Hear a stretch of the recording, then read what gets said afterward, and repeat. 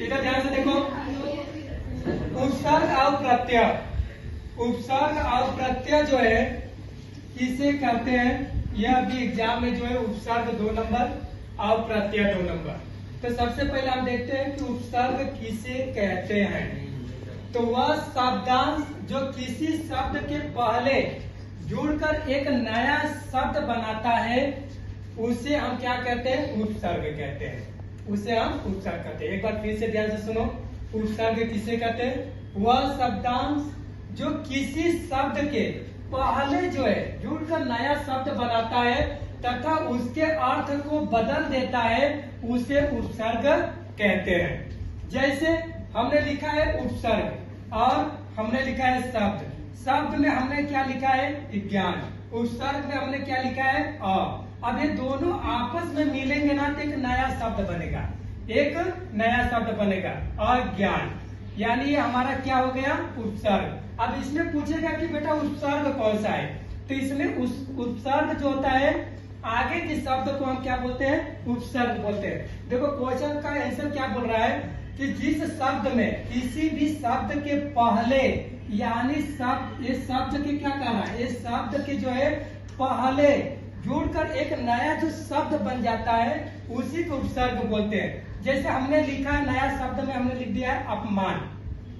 अब अपमान में पूछेगा कि उपसर्ग कौन सा है या उपसर्ग को अलग करो, तो इसे हम अलग करेंगे तो अप धन मान, यानी ये मान हमारा शब्द हो गया और अप हमारा उपसर्ग हो गया, यानी इस शब्द के आगे का जो शब्द है यही हमारा क्या है, उपसर्ग है। जैसे हमने लिख दिया उपकार, हमने लिखा है बेटा उपकार। अब उपकार में उपसर्ग कौन सा है, आपको अगर पूछेगा क्वेश्चन में कि इसको अलग कीजिए या फिर इसे जो है बताइए कि उपसर्ग है कौन सा, तो ये आगे का जो शब्द है ना बेटा, इस यही हमारा शब्द क्या है, उपसर्ग कहलाता है, यही हमारा क्या कहलाता है, उपसर्ग कहलाता है। जैसे हमने लिख दिया कम, हमने लिख दिया कम, अब कम से अगर बोल दिया कि आप जो है उपसर्ग बनाओ, तो उपसर्ग बनाओ, तो हम क्या लिखेंगे, उपसर्ग बनाना होगा तो पहला ये शब्द उठाएंगे कम और लास्ट में क्या लिखते हैं, कमजोर। हमने अगर दूसरा अगर कर दिया तो हम क्या लिख देंगे, कामयाबी। चलिए एक शब्द लिख देते हैं कामयाबी, यानी मतलब कामयाबी होता है, लेकिन कामयाबी भी हमने शब्द लिख दिया, ये भी हमारा एक शब्द हो गया। दूसरा हमने बद धन नाम, अब हमने क्या लिख दिया, बदनाम। अब ये बदनाम में उपसर्ग कौन सा है, अगर उपसर्ग आपसे पूछेगा तो होगा बद।